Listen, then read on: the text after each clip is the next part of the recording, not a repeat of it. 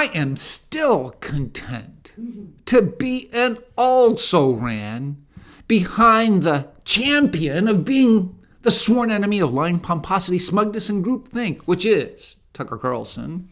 I'm Mel McGinnis with yet another edition of the Sophie Scholl Monologue, the sham of exploiting Billy Graham. Exploiting Billy Graham to woo evangelicals to vote for Kamala Harris justifies the fitting response from his son, Franklin Graham. On X, Franklin Graham posted, "The liberals are using anything and everything they can to promote candidate Harris. They even developed a political ad trying to use my father, Billy Graham's image. They are trying to mislead people. Maybe they don't know that my father appreciated the conservative values and policies of President Donald Trump in 2016. And if he were alive today, my father's views and opinions would not have changed." Billy Graham would not be in favor of Harris's policy of allowing males to pummel females in sports. For Harris, women's sports are a backup option for narcissistic, mediocre male athletes. Billy Graham would not be in favor of Harris's policy of supporting the right to liquidate unborn children for any reason up to the day of birth and forcing taxpayers into funding the killing.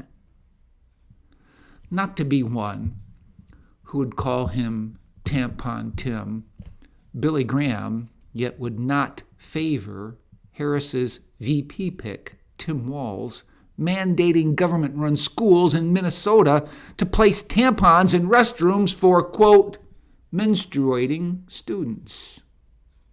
A subtle way of saying that males can menstruate too in grades 4 through 12.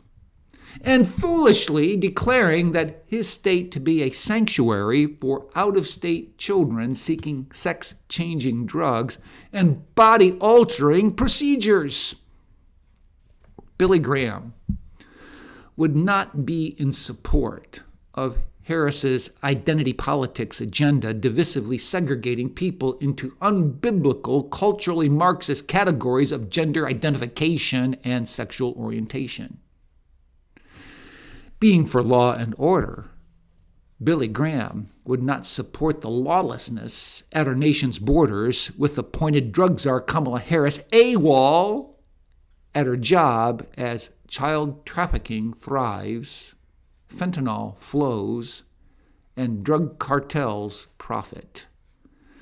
Billy Graham would not be in favor of her soft on crime, easy on criminals, and her coddling of BLM and Antifa property-destroying rioters bailed out in part through her personal donations to the left-leaning Minnesota Freedom Fund.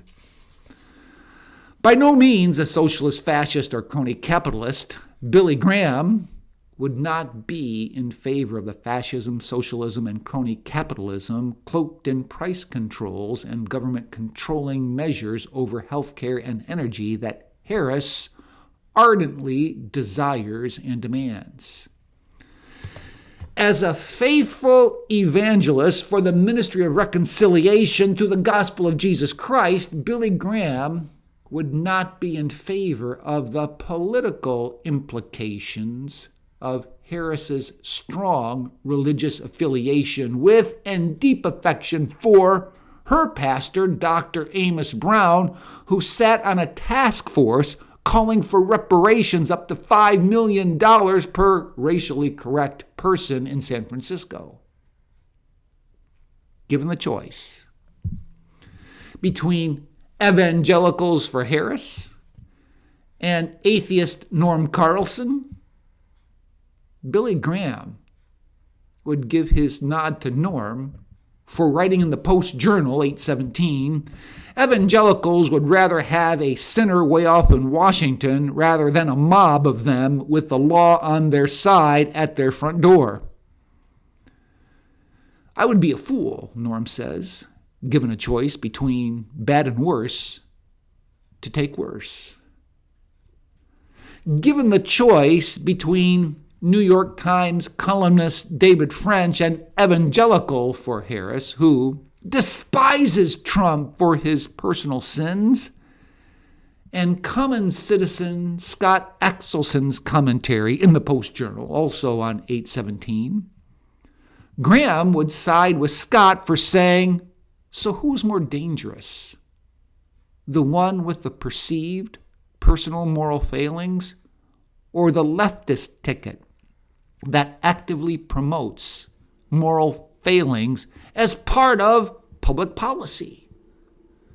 Failing to vote against the leftist agenda would seem to be a major moral failing from an evangelical perspective.